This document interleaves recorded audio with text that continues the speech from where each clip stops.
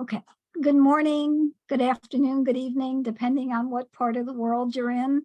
Welcome to the 263rd breakfast, our roundtable breakfast. I started these after 9/11.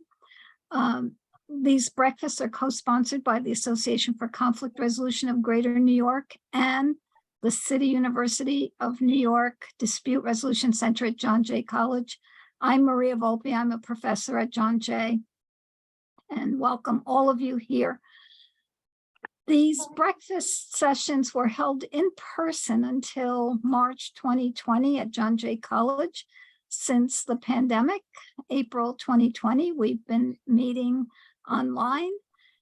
We're so happy that we're joined from people literally around the world. Would not have been possible unless you physically came to New York prior to April 2020. The recordings are posted on two websites, www.acr-gny.org and www.jjy.cony.edu/dispute resolution. Each month, these breakfasts are put together by a wonderful team that I'm a part of, including Julie Denny, Matthew Latimer, Nikki Borofsky, Emily Skinner, and Chloe Choi. And we're so delighted each month to have our colleagues join us to share information, insights, research, whatever they're working on. And this morning, it is a real pleasure to have with us Peter Phillips. I've known Peter for years, and recently saw one of his articles on his trip to Antarctica, where he talked about icebergs and their relevance to the field. And I thought, wow, that would make a really interesting session for us to engage that metaphor of the iceberg. So Peter, thank you so much for joining us this morning. And I'm going to turn it over to Julie, who's going to introduce Peter. Julie, take it away. Thanks, Maria. And Peter, welcome. Peter Phillips is an arbitrator, mediator, and teacher, and he practices through the Business Conflict Management LLC in Montclair, New Jersey. He also is listed on a dozen provider panels, many of which we all know, AAA, CPR, state and federal courts. He is the director of the ADR Skills Program and distinguished adjunct professor at New York Law School, from which he also graduated. He's conducted workshops all over the world, and he's edited and or contributed to a handful of books. He's also the author of 3 award-winning films, and he's a member of the Justice Marie L. Garibaldi American Inn of Court for ADR and many other organizations. For 10 years, he was senior vice president of CPR in New York. And what intrigued me more than anything else, and we'll see if this comes out in his presentation, is he received a diploma from the Royal Academy of Dramatic Art, known as RADA. So, Peter, take it away. Thank you. Thank you very much, Julie. You know, the way you put that makes me feel like I need to apologize to everybody to start out. But yeah, this is I suppose, a little bit of an unorthodox sharing this morning. It certainly isn't an academic one.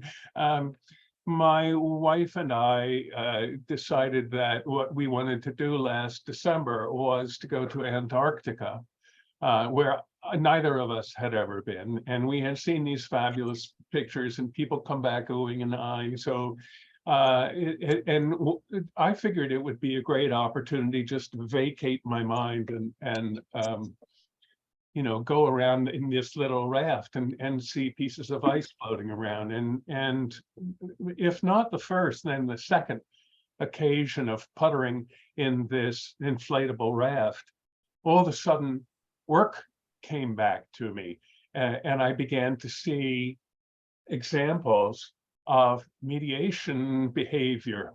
And I thought, well, you know, is this what obsession means, that you travel to Antarctica and you think of work or see life through work?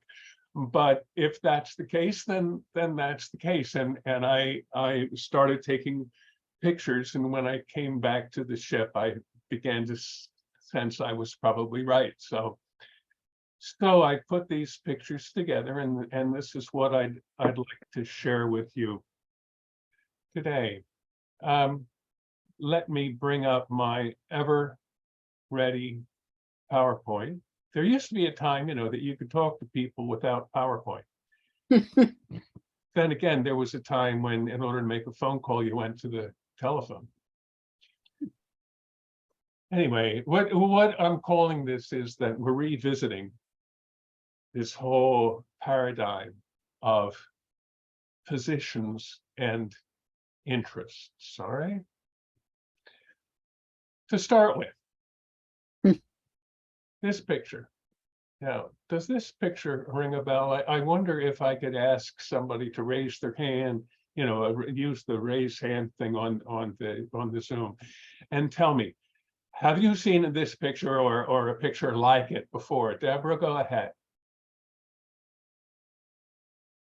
It was always used to have mediators when they were starting and learning to recognize what was above the water was probably not even 1/4 of what was behind the disagreement. That's where I first saw it. I was in mediator training, and I think it was the first 10 minutes of the first morning of the first class, you know what I mean?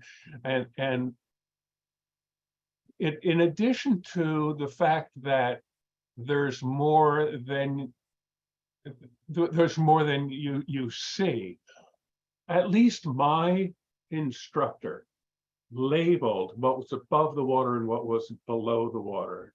Did that happen with you or someone else? Yeah. You know what I'm talking about? Can somebody else raise their hand on this? Positions, interests. Yeah, positions and interests. Yeah, that's what I got from it. What he told us was, people are going to talk about this, right? They're only talking about this because they have this problem or because they have this concern.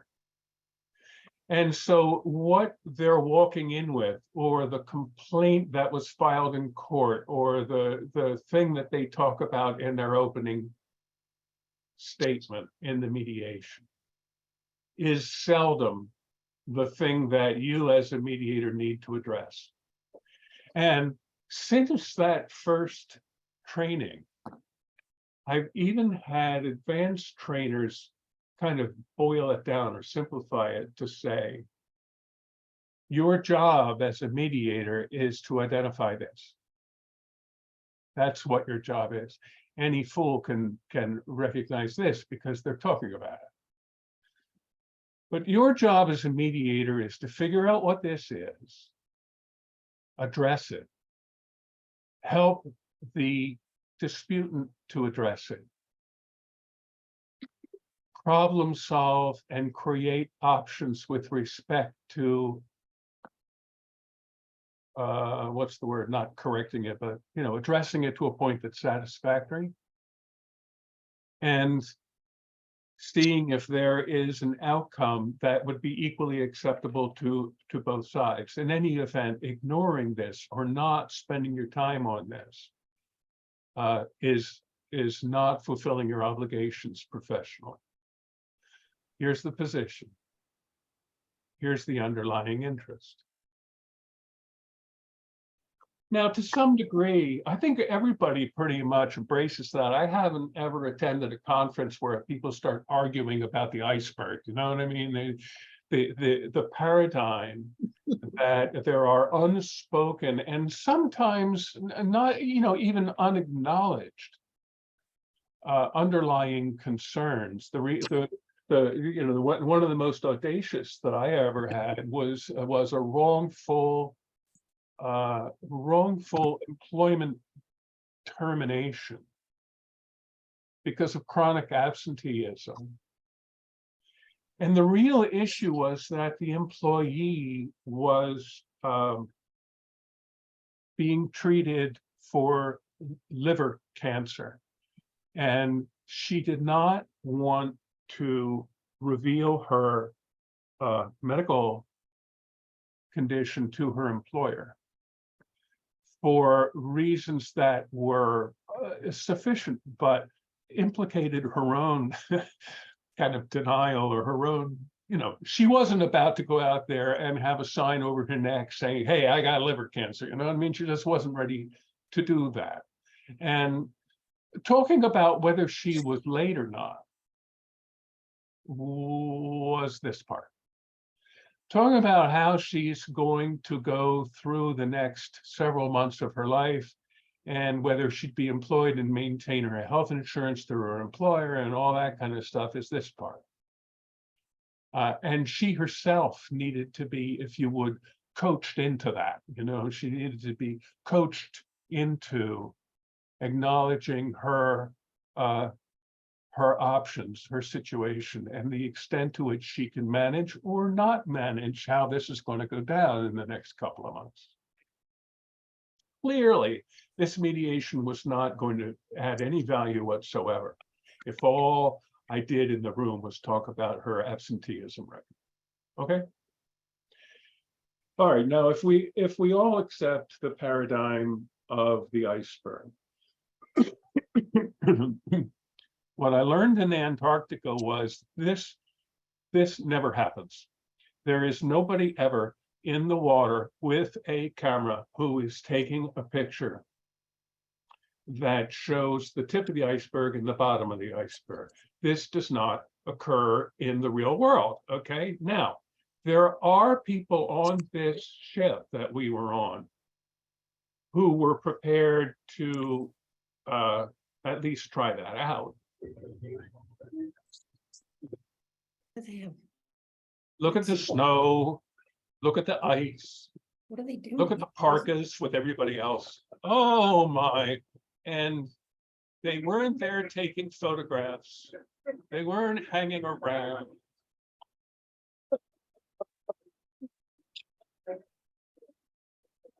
And indeed, as you say, they had a little difficulty deciding who would get up a ladder first.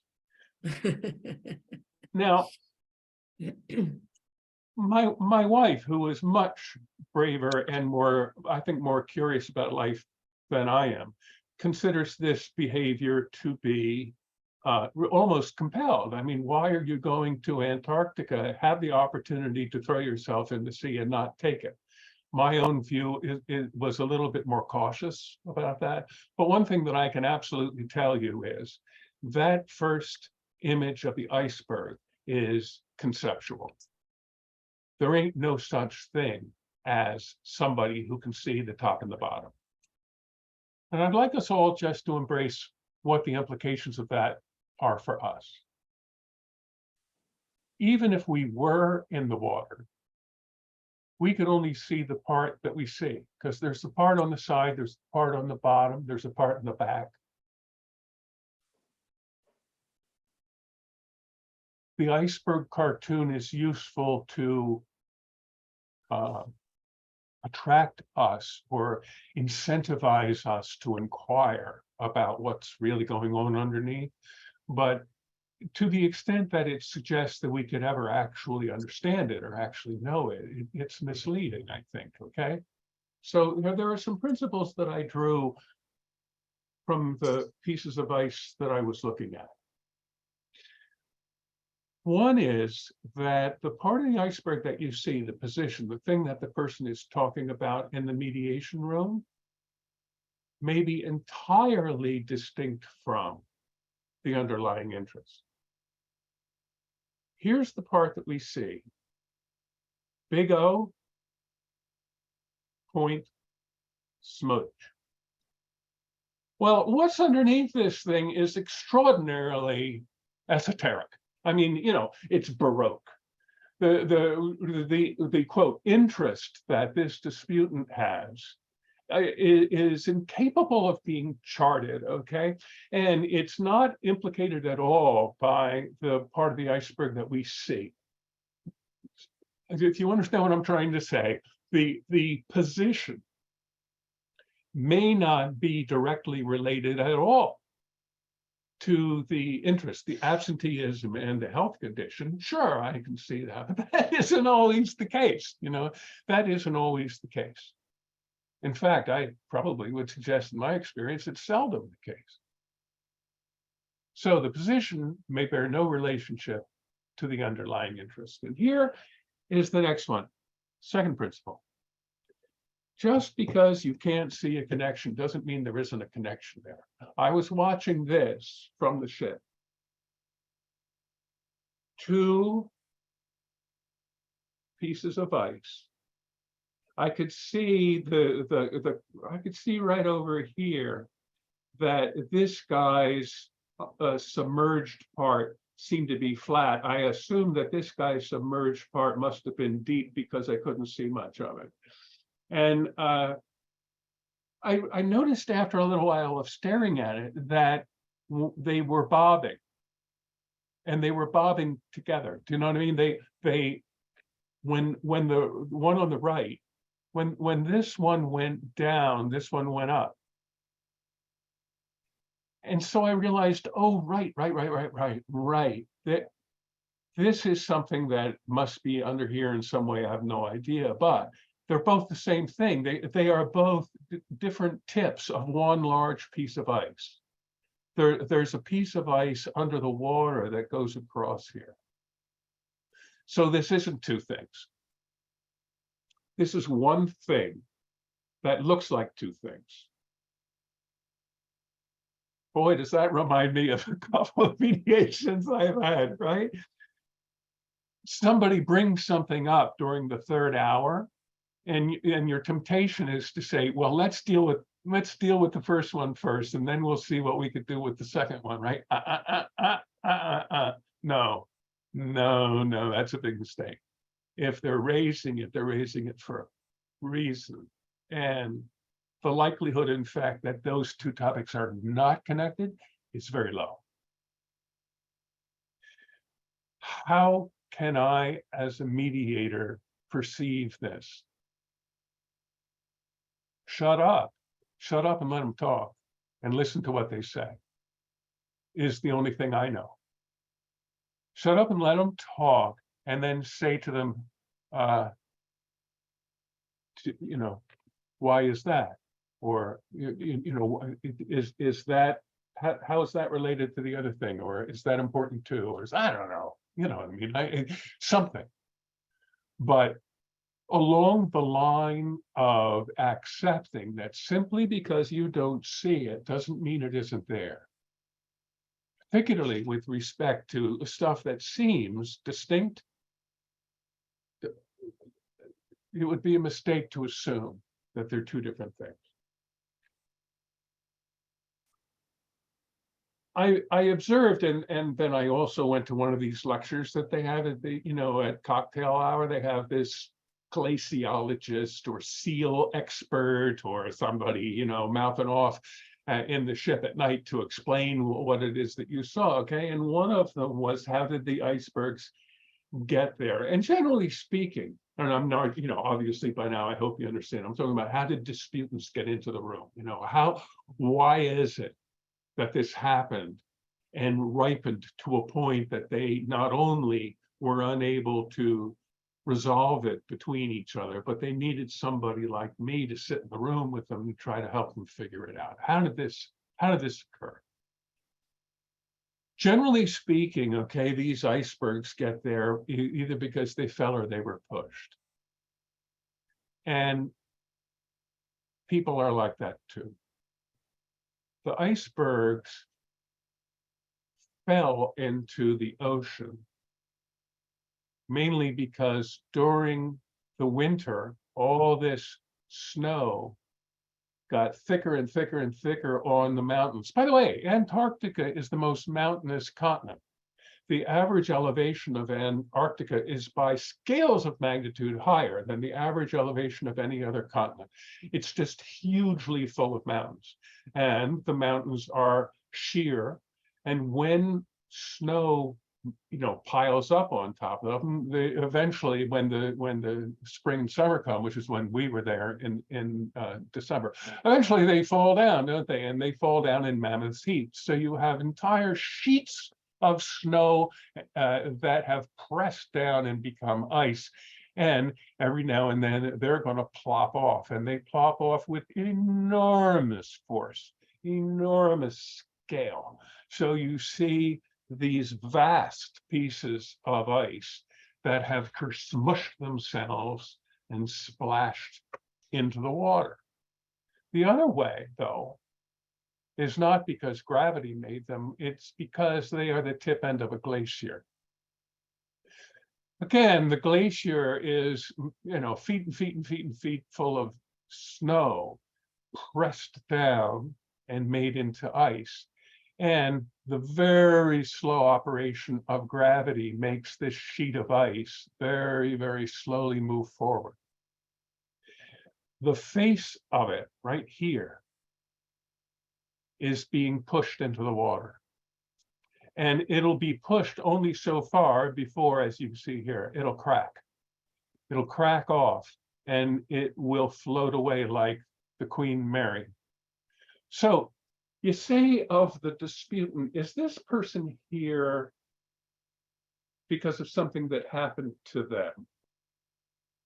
Or is this person here because circumstances kind of required it or pushed them? Or are they here of their own volition? Do they want to be in the room, or do they want to get out of the room? I think it's worth putting on your list your own understanding of this person's enthusiasm for being in this dispute at all. Okay, go back to the icebergs then. Third principle. Positions can be more durable than interests. Now, if we're saying that the bottom of the iceberg is the interest, right? The bottom of the iceberg is in water.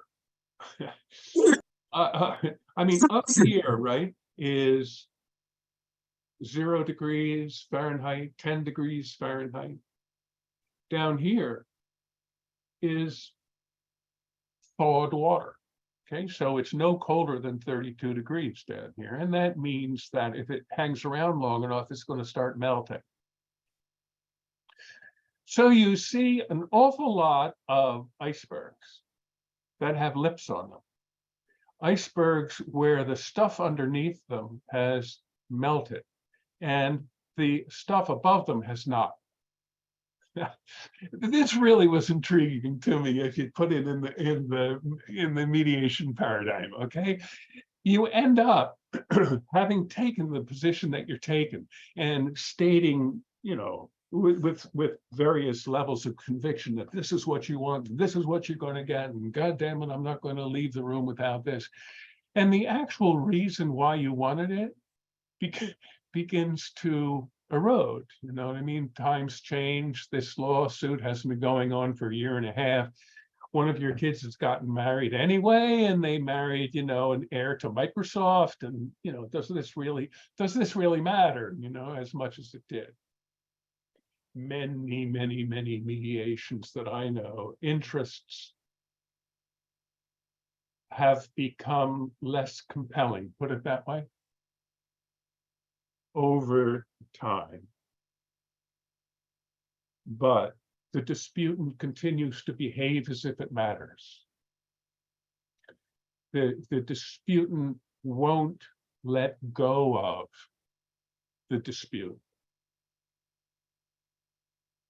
because they remember that it mattered at some point. This is what stubborn means. This is what stubborn means. You won't let go of it. In this case, the value that the mediator brings is to probe.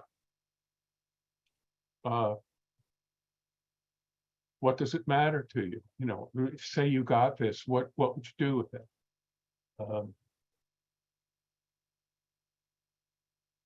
Positions also can erode over time. You look at a lot of these things and you see that there are cracks or holes in them. And the telltale sign is that blue. The blue color is old ice. It's ice that has been packed for such a long time, and I don't quite understand the physics of this. I gotta confess. All I know is the beauty of it. That it exposes very old ice, and the old ice accepts light and reflects light differently from snow or new ice. So you have erosion in the part of the iceberg that you can see. You also have erosion on the part of the iceberg you don't see. Now, this starts to get really, really provocative to me, okay? This iceberg used to be here. You see, there's the line when the iceberg was first created. It was floating on its merry way with its interests down here and its position up here. The position has started to get a little, worse for wear. The interest eroded on this side. In other words, the weight of the iceberg here is pushing this down and making it a little teeter-totter. So now when you come across this disputant, the disputant is maintaining its position based on what used to be the case. But it isn't the case anymore. And sometimes, it can be a little bit awkward. Look at this guy. This guy is floating along, completely unaware of the fact that he's an idiot. Here's the way it was when he filed suit, right? Oh, by now half of him's underwater. His underwear is showing. There's what is going on here? This guy has lost his bearings, if you will. This guy is unaware of the fact that time and circumstance have changed the game. And our initial cartoon of having a nice, neat position and a nice, profound, beautiful, impressive interest underneath it. That's not the guy that we have here. This guy is a confused fellow.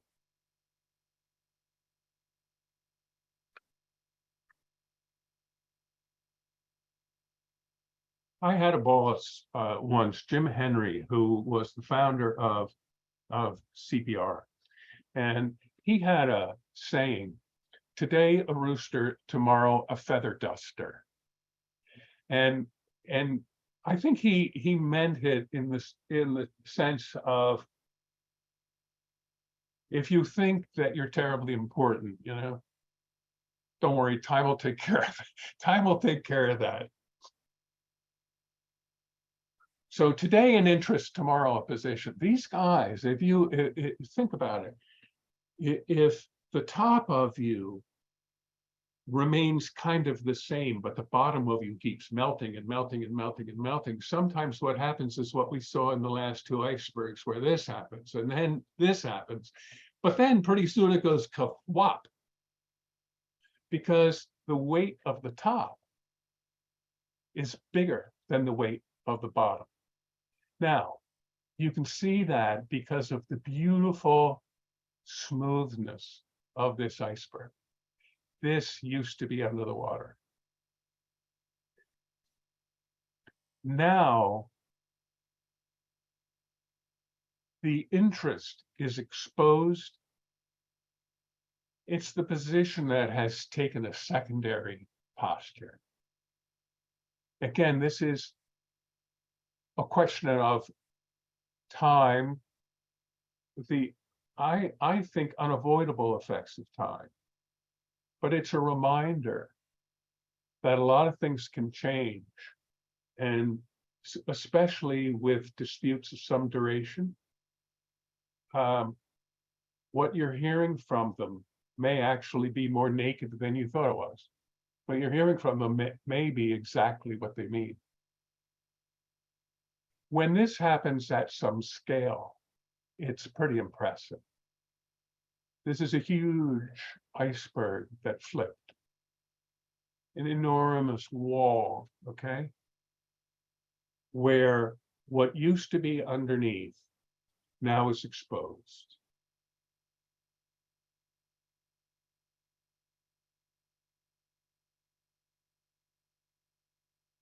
There are a few other phenomena about ice that reminded me of people I'd met. This is nothing but old ice, okay? All the white stuff has been taken away from it. And this reminds me of the intransigent disputant. You know, the person who just plain won't take yes for an answer. You know what I mean? That that somehow maybe the process itself matters more than the process actually one day ending. Because here you have a guy who is nothing but old blue ice. And God damn it, they're going to just stay the way they are. I think all of us have met people like that. And I have never figured out the compassionate way to help. And this guy, this is called black ice. Now, it isn't black. In fact, if there's a little one floating around and you lean over and pick it up, it's clear. It's like ice that you get in an ice cube tray. It's called black because in the ocean it looks clear. This is ice that was made by the refreezing of water. It isn't the ice that came from the land. It was in the water. Somehow there was a pooling or an isolation of some kind, and it refroze because of the cold. And it has characteristics that are similar to what we think of as ice. You know, ice that indeed, you know, some people take this stuff back to the ship and make martinis because they say, oh, well, this is my Antarctic ice, right? So I think of this as the veteran, you know, the person from the insurance company or the plaintiff's attorney in the employment discrimination claim, that they're comfortable, they've been there, and they feel they know what they're doing, they feel they know more than you do, and indeed, as I say, they undoubtedly do. And I distinguish them in the mediation room. I've been there too, and I know where he's coming from. Now let me draw toward my conclusions on this, so we can have a conversation about it. I want to show you a movie clip. Now, I can't find a way to make this movie clip louder. So first, listen hard. And second, if you have a volume control on your own machine, I encourage you to put it up a little, okay? This particular movie clip is from two American philosophers, Bert Kalmer and Harry Rubin, who wrote the following wise advice.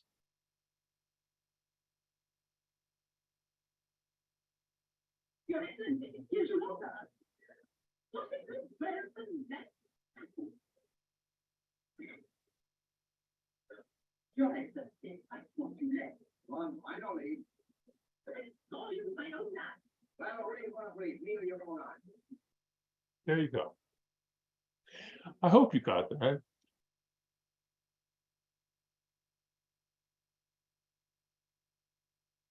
Let me go back to it.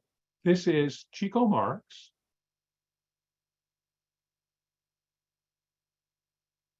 Saying, I know leaf. And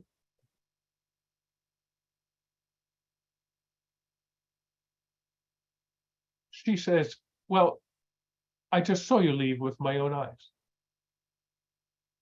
And he says, Who you want to believe, me or your own eyes?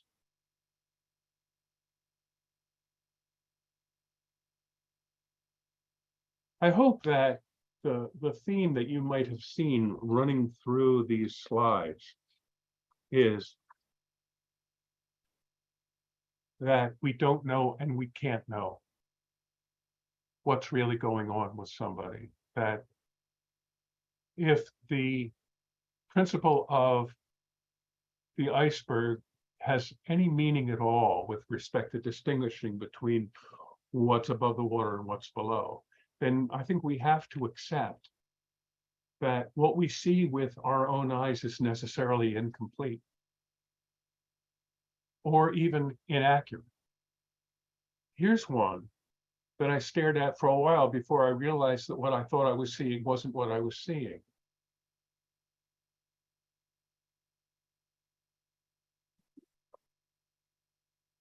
What this guy is, okay, I thought that I was seeing what's underneath, but I wasn't. I was seeing a reflection. I was seeing what I thought I wanted to see.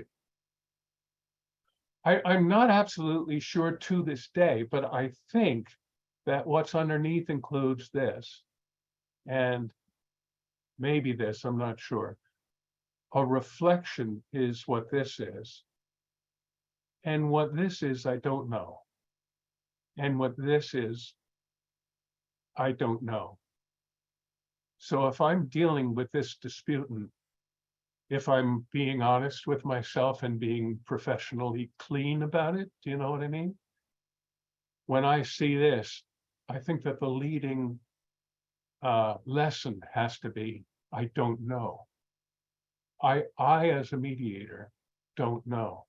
And all the people at Pepperdine and everybody else who trained me to say, oh, focus on what's underneath, focus on what's underneath. It's no longer sufficient because I can't focus on underneath. I don't know what's underneath. And even if they started talking to me about what's underneath, that wouldn't be true either. Do you know what I mean?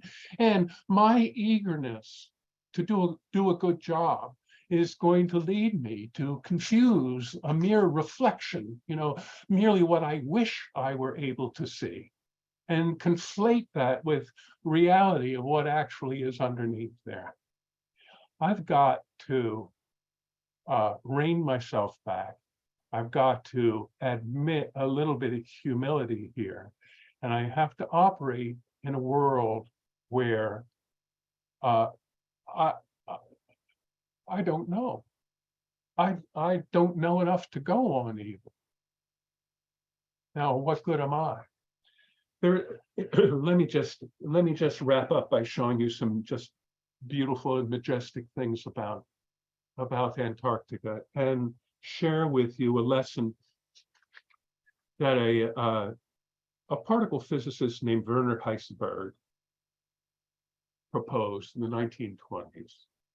He said, if you take a subatomic particle and observe it, you have to observe it, by getting it through a light field, or in some way you have to see it. You know what I mean? You have to see it. The seeing itself deflects it. So you can determine where it was, but by observing it, you have changed where it was. You can determine what the speed is, or you can determine what the location is, but you can never know both. It's called the Heisenberg uncertainty principle. It seems to me when I mediate that I'd better embrace that. The stuff that I see in the mediation room can be pretty impressive, and it's not mine. And what's going on over there is mysterious, and I will never embrace it. I'll never master it. I'll never be the one in the room who knows everybody's secrets. There's something about the process that is necessarily removed from me, which is why I now realize that I never do settle cases. The parties settle their disputes. I help them, but I know so little about what's really happening that I can oil their wheels and I can provoke by my questions their own self-examination and their own assessment, but I can't settle that case. There is a beauty to it. There's a mystery to it. I find it immensely attractive. And when a time comes in a mediation session where they both nod their heads, I feel tremendously gratified that I've put the oil in the right place in the wheel. But one thing that I think I can never take credit for is the resolution itself.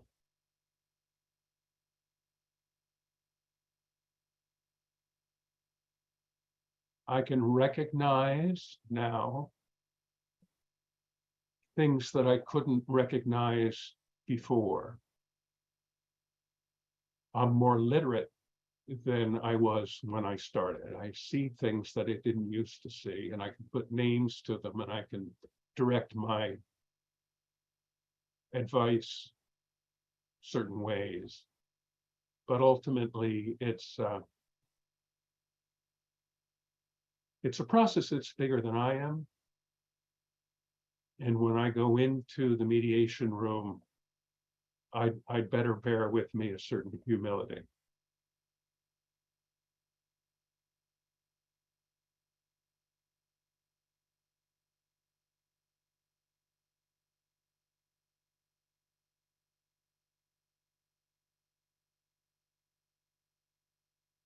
So I wonder if people have questions or comments. I guess maybe I don't know. Julie, what's the right protocol here? Well, there are right now no comments in the chat. If anybody has a comment, a question, why don't you raise your hand on the screen or put it in the chat? I would say that those photographs are absolutely extraordinary, and that trip looks phenomenal, which is not what you're talking about, but no, it's unique, and I found it very inspiring aesthetically and philosophically and professionally. It really was amazing. And obviously deeply connected to that old positions and interests rubric that we've all been raised on. I love the humility, the I don't know idea that, you know, yeah, you walk in humble. Makes sense to me. Yeah, we have built-in limitations in our practice, I guess, is the walkaway that I got from it. Mediators have built-in inadequacies, and I think it's good to remember. To remember that, yeah. Anybody? Yeah, go ahead. So Peter, as you were talking, I was thinking about all of the attention that we have been giving to the various models that we use, what facilitative, evaluative, transformative, mediators, and then you presented us with this amazing reality of what's really going on. And I'm just curious whether you or others have some thoughts about what difference does it make when we impose the models on this glacier-like reality that is before us as mediators. I find the models to be useful the same way I find an alphabet to be useful, that, you know, in the absence of it, it's difficult to talk about it.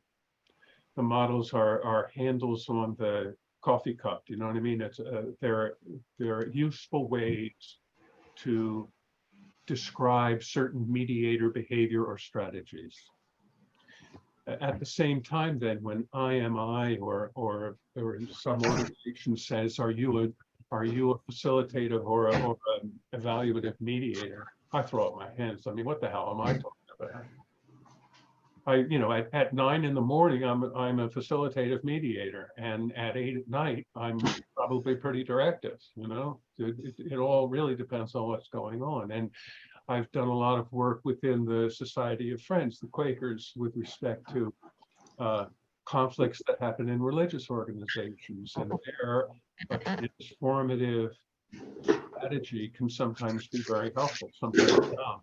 So it's useful to know these things. I don't find them to be, well, am I going to buy Progresso soup or am I going to buy Campbell's soup? I walk in there with soup, and then we figure out the best way to help people.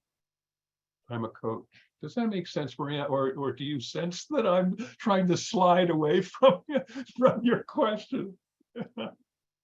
If I know, Baruch- it's clear that, our field is, I hate to use the term crossroads, but we're trying to understand where we are. I mean, the contemporary mediation field is probably about 50 years old. So we're at a point where we're reflecting on processes and models and what makes sense. And there's been a lot of discourse around the different models, and there probably will be even more in the future. And then we're faced with the realities as you frame them through the eyes of a glacier. And it's like, wow, this is fascinating. And would a transformative mediator, it would be interesting to have a transformative mediator, facilitator mediator, and evaluative have a conversation over these glaciers and what they're seeing in terms of positions and interests, and Nice idea. what we're seeing and what we're not seeing, and how we would approach it. Randy, what's on your mind? Yes, I'm brand new at this, literally brand new. I'm not brand new. I wish I was, but I'm brand new at this. And my question is, what if the part of the iceberg that you see above the water is an illusion and has no bearing on what's underneath? And in a sense, if you can see, and you can't know, but if you can see and feel that you're hearing lies, that the part that's sticking up is clearly an illusion, and it has no connection or little connection to that huge piece that's under the water. How far do you go in probing that? You don't want to go get up and say, hey, I don't see much of an iceberg above the water.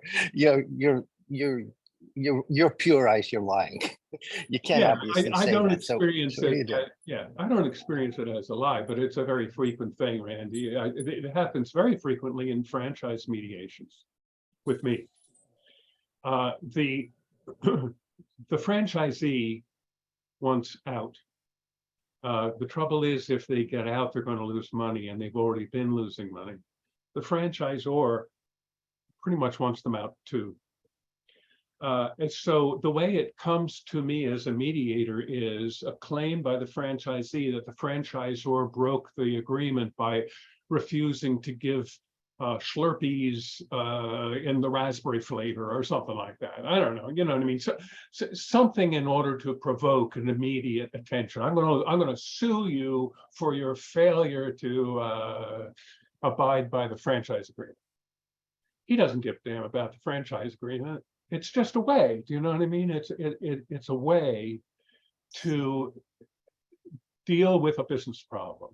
They have to negotiate terms that are satisfactory to them both and ideal for one of them to end this business relationship. And the part of the iceberg that you're saying, the failure to supply powder for raspberry Slurpees, that's not what we're going to talk about.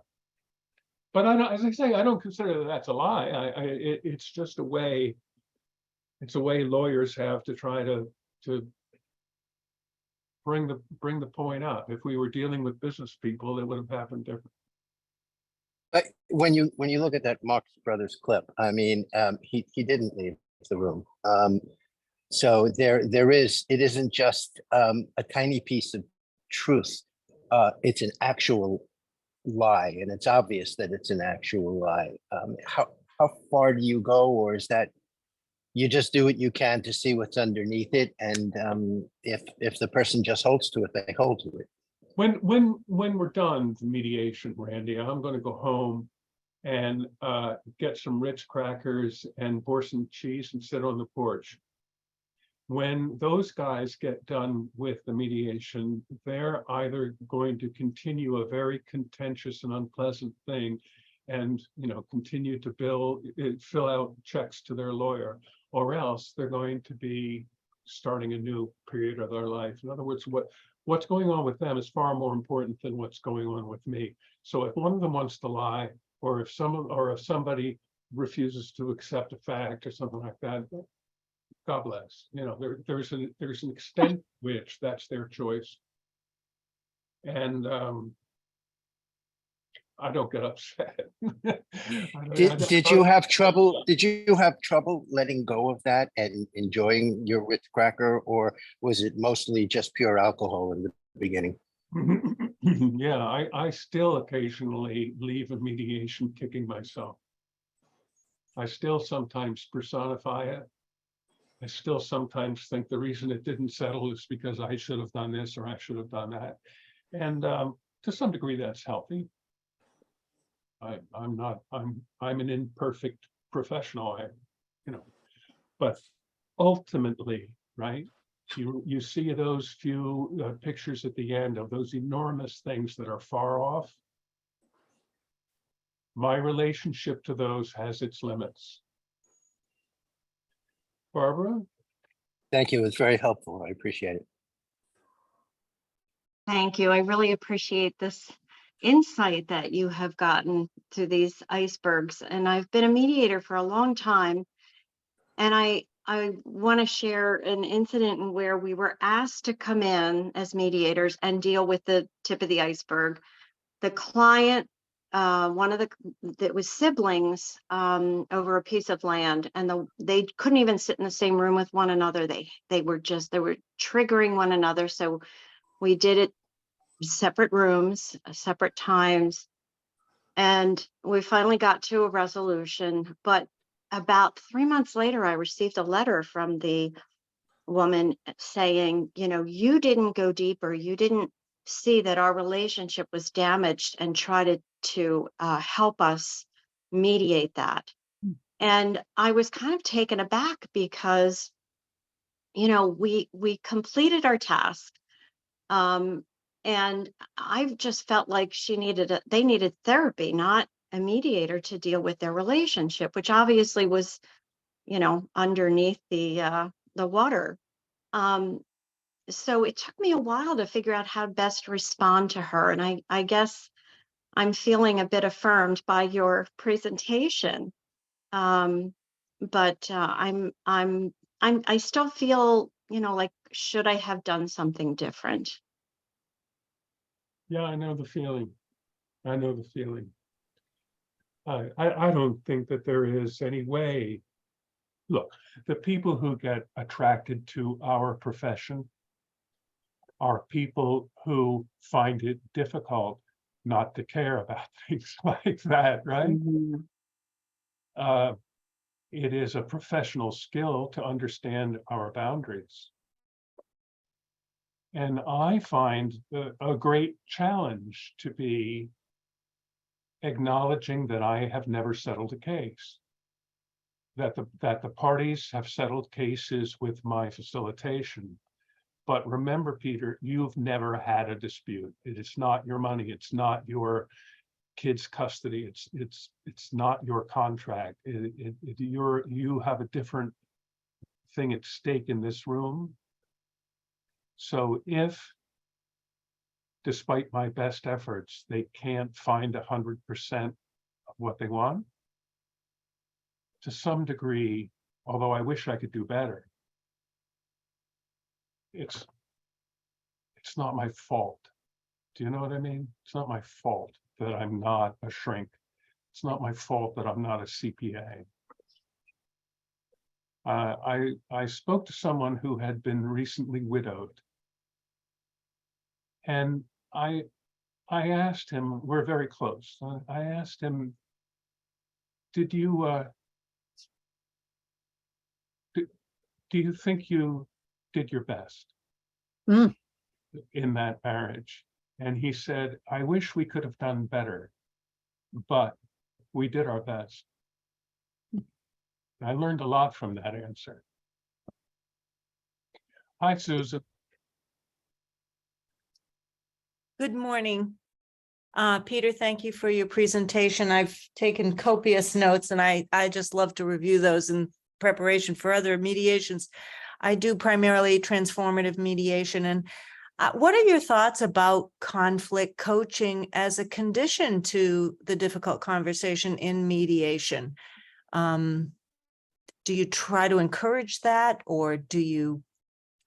The last commenter made me think about the relationship between the two. I know I've often had to do conflict coaching when one of the mediation parties doesn't show up, but do you think that it would be a helpful precursor in certain types, perhaps certain types of mediation? You're going to have to define some terms for me, Susan. Yes, go ahead.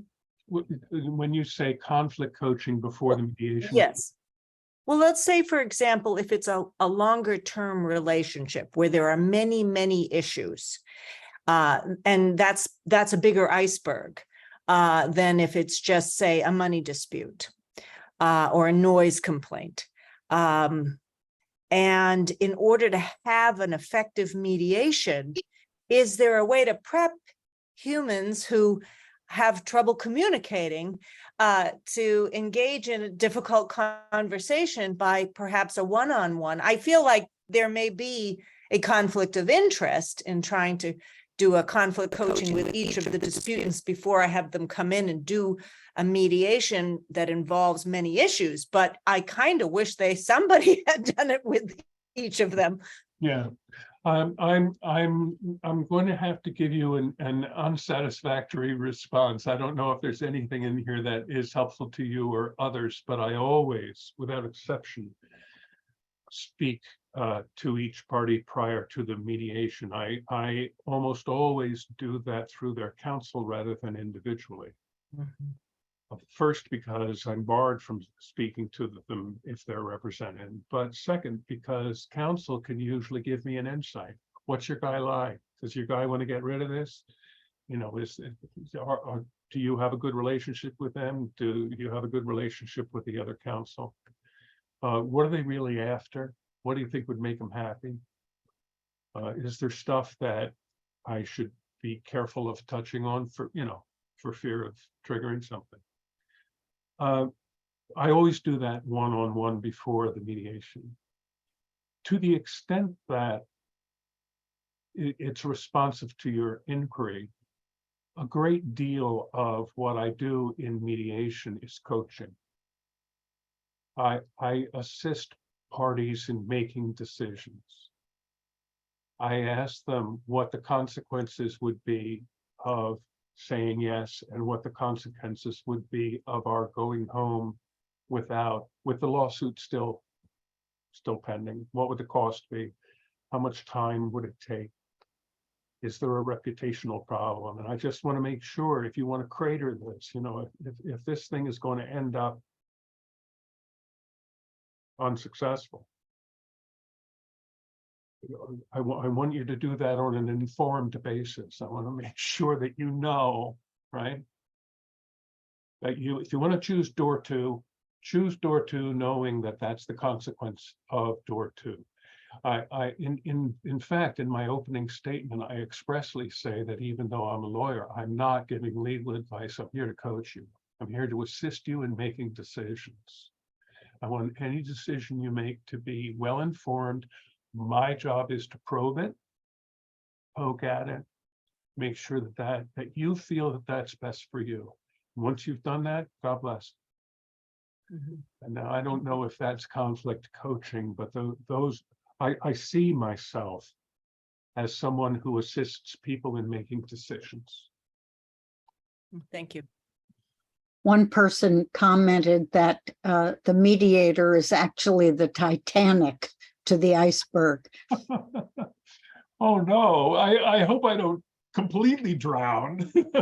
No, but I mean, I think the idea that, you charge into this conflict metaphorically and shake up the parties so that maybe they, as you suggest, Peter, by themselves get below the surface and figure out what's really going on. Right. The story about the sisters, that's very touching. I mean, it was more about the relationship than the real estate, I guess. That's so frequent, isn't it? With Yeah, all- yeah, it's so- absolutely. Which is why the cartoon of the iceberg continues to be completely valid. The paradigm is the right paradigm. All I'm saying is there are things that flow from that. Yeah. Other comments, other questions?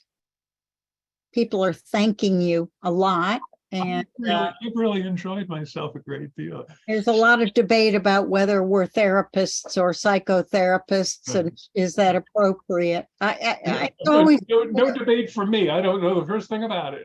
yeah, but it's always been a real issue. I know, well, there are people, who have those skills. I just don't. Jess, what's up?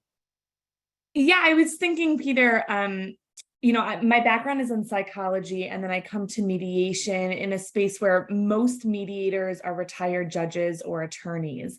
And I'm wondering if you could comment on your perspective from this trip on how maybe our industry helps to shape the way that we see these icebergs or the way that we see mediation, as well as any suggestions that you have for your own personal reflection techniques. Not everybody can go on a trip to Antarctica, but I'm wondering what you've done for yourself previously to help yourself grow and improve and reflect like you have shared with us today. Thanks. Well, the takeaway from my trip to Antarctica was to increase my level of humility and the acknowledgement that there are limits that I can help. It's easy, it seems to me, for those of us who have a perfectly good career and decide to go off on something like mediation to think that we're doing it in order to be great peacemakers in some biblical sense, and that what we're going to do is spread kindness and love throughout the world. And mediation in situ, in practice, I hope is more humbling than that. There is value that a mediator brings to the room. There's no question about that. I see it every single mediation I do, that we're doing better than we would have in my absence. Nevertheless, okay, I don't know enough to propose solutions that go to the heart of the problem. I'm skilled at coaching people to walk down that road themselves, but I don't know that road. It's their road. Is that making sense? In other words, in the article that I wrote that that was the reason why Maria invited me.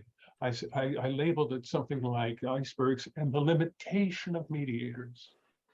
Limitations of mediators. I think it's something that we need to remember. We are not the Wizard of Oz, and we are not the biblical peacemaker in the Gospel of Matthew.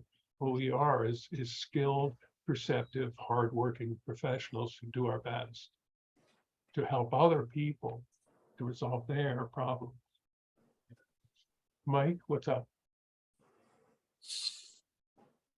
Yeah, so I thought there was actually somebody ahead of me, but since you picked on me, I'll talk. Do you never make mediators proposals? Because it would seem to me there is some, I'm interested in how you think a mediator's proposal interacts with the notions that you've articulated. Yeah, I have been asked to make mediators proposals, and what I do is say, well, there are 3 mediator proposals. Which do you want? Do you want me to tell you how I think this is going to turn out in the event that you go ahead and try it? Or do you want me to tell you the number that I think is the fair number? Or do you want me to tell you the number that, based on the bid ask, I think is most likely to be accepted by both the parties? By the time I finish saying that, everybody's going out to McDonald's for lunch. I mean, nobody, in a way, nobody wants to know anymore. I find mediator proposals, I've done it very rarely. And I've done it on instruction from both of them, and they pick which of the three they want from me. And I get fired about 5 minutes later, because once I've said that, I'm no longer perceived as Neutral. impartial. I'm no longer perceived as independent or neutral. I have an opinion. You know what I mean? Well, It's a practice I'm very reluctant to engage in. it's interesting because I've done it several times. I don't give the parties a choice. I tell them what my view of a mediator's proposal is, which is, in the terms of your icebergs, I can understand your positions. I have no clue about your interests or the merits. It's your third choice. I'm gonna propose a number which, having spent hours listening to you and seeing where the current bid ask is, this is my best guess for a number that neither of you will like, but both of you will accept. And people don't think that biases me when I say that. And actually, I've had the great good luck to usually have my mediator proposals accepted. Well, then if the mediator proposal accepted, it's the same thing. You are fired after 5 minutes, right? I mean, that's the end of the mediation, right? Dror, what? Released might be a nicer word. I get released, yeah. Dror, I'm sorry to keep you waiting. You didn't keep me waiting. This is fascinating, and I think your metaphors of, I'm not a mediator, I'm more like a customer in mediation. And I'm wondering if you would have the photographs and this metaphor as in the office, so when I come with my wife or my children or whatever the issue is, I see this and you kind of explain it briefly, like, what are you talking about? Because I think that's extremely helpful to recognize in ourselves. Well, that's an interesting observation. I mean, there's a risk, Dror, that if I did that, I would explain it and they say, "Oh, thanks," and then they'd leave, because then they would have received the benefit of my mediation. But yeah, I see your point. As I see your point very much. Barbara Manuso. Barbara. I was going to jump in. I thought, well, maybe I won't, but now that you've recognized me, let me speak. I have to agree, Peter, your presentation was absolutely outstanding, by the way. I've been to Antarctica, and it must be on everybody's bucket list to do. You haven't lived until you've been to Antarctica. It just it's so rich with nothing that is there, but everything that it is. Hey, Barbara, did you jump in the water? Oh, gosh, no, because you're supposed to be dead within a few minutes. I mean, that was so well drilled into everybody. No. We were on the ship that was 162 feet longer than any other ship that had ever been in Antarctica. So that was the only claim to fame. But I wanted to address two items. One, Peter, I agree with you on these mediators' proposals. Those are attorneys that I feel are pushing us to go beyond what we're supposed to be there for. And if you want to look at your state or the ABA ethical guidelines, that flies in the face. That is not our role to tell the parties or even to suggest to the parties where we think they need to go. Because I think all of Peter's presentation very well exemplifies that we don't know everything they know, and they might not even bring everything that they should bring even to the table. So we're dealing with a smaller manifestation, and it putting us in a compromising place to address or to use or to be the ones that use a mediator's proposal. So that was uncomfortable.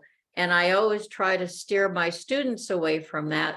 that seems to be a very lawyer-driven deal, and that we need, as mediators, we need to stay as mediators and not to float into an area that's not ours.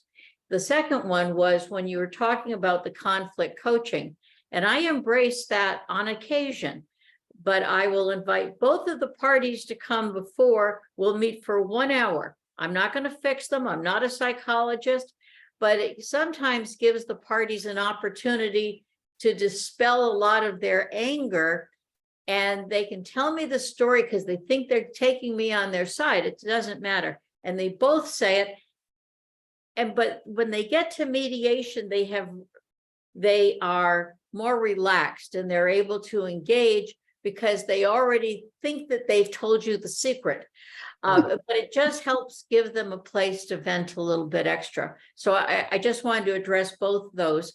And everybody has their own style, but I think you need to have style that's safe and stays within the guidelines of actual being a mediator.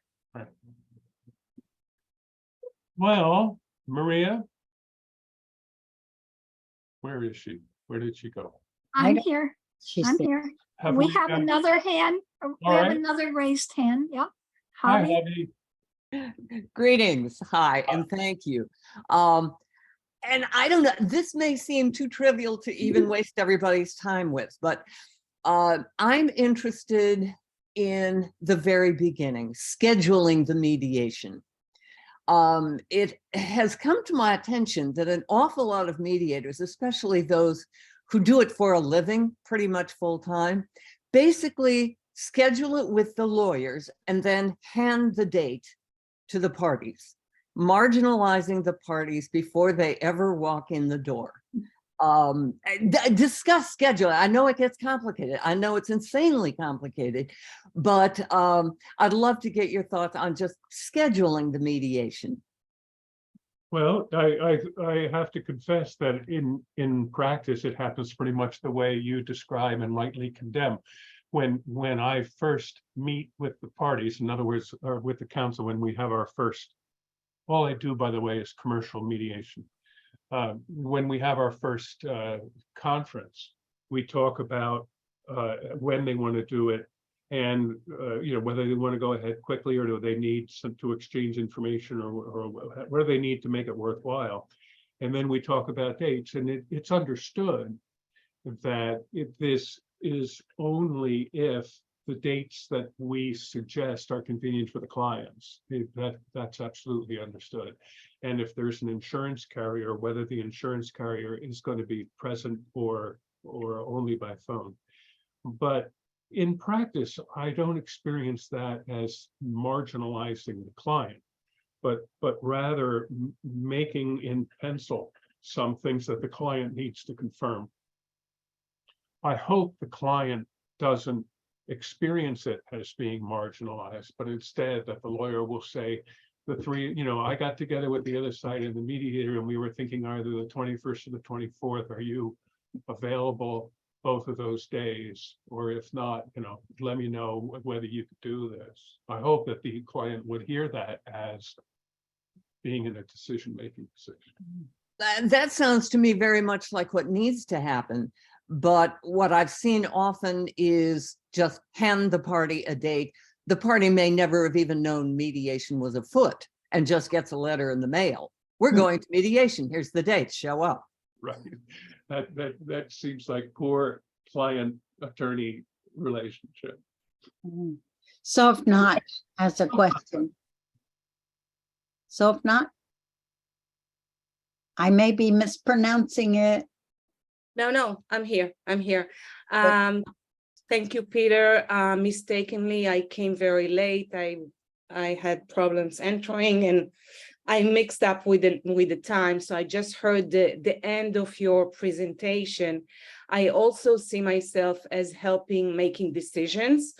Reality is very complex and there's always mystery.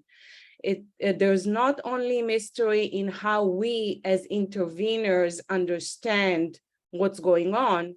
I think the parties don't understand everything that's going on. And it's important to emphasize because it leads to our role. What are we doing? What kind of process we allow, and what space we create for them to consider the full, there's so many aspects that we think it's good for them to make informative decisions. So I am doing, reflective practice in which, in addition to the content, I am a social psychologist, so I take into consideration everything that goes on around relationships, process, and identity, because these are the components that drive the conflict without many times parties understand what's happening there. So I see my role as shedding some light, not saying what's going on, but asking the right questions, allowing the space for them and raising those issues. And this is the problem that I have with transformative mediation, because in transformative mediation, the suggestion is whatever they bring, that's what we go with. But sometimes they're unaware. Yep. So I wanted to add, maybe you spoke about it and I apologize, but I wanted to add the mystery, not only of the mediator, but also of the parties. They do counterproductive actions and against their goals many times, and they don't know. So. Thanks. Any other comments? I really appreciate the opportunity to meet everybody, and I look forward to our crossing paths again. I'm very grateful to Maria for her invitation and to Julie for her facilitation. I'm just wondering how many on this call are going to go book a trip to Antarctica. Thank you, Peter, very much. Thank you all. I appreciate the time. Thank you, Peter. you This so was much. just really wonderful. Thank you. Thank you. Thank you. Thank you. Bye. And see everyone next month. Bye, everyone. Bye-bye.